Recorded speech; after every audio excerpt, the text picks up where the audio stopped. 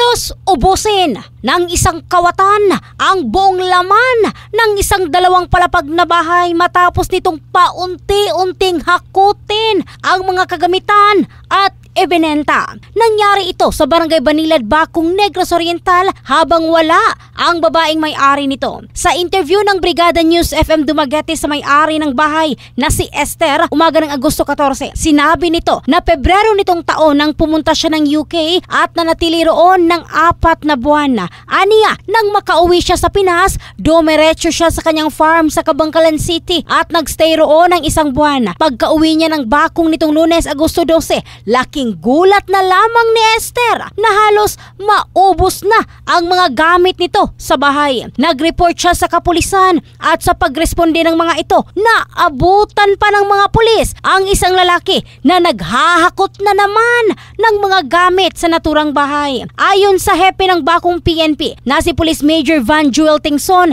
inamin ng suspect na siya lang ang may gawa ng krimen, subalit sinabi ng hepe na patuloy ang kanilang investigasyon lalo pat may iba't ibang size ng footprints sa sahig na pinagdududahang may kasabwat ang suspect. Inamin umano ng suspect na halos 1 linggo nitong pinaghahakot ang mga gamit ng bahay.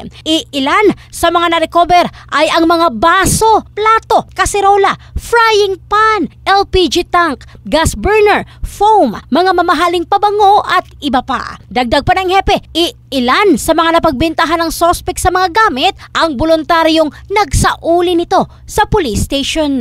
In the heart of changing lives, ito si Michelle Craste ng Brigada News Philippines, the Music and News Authority.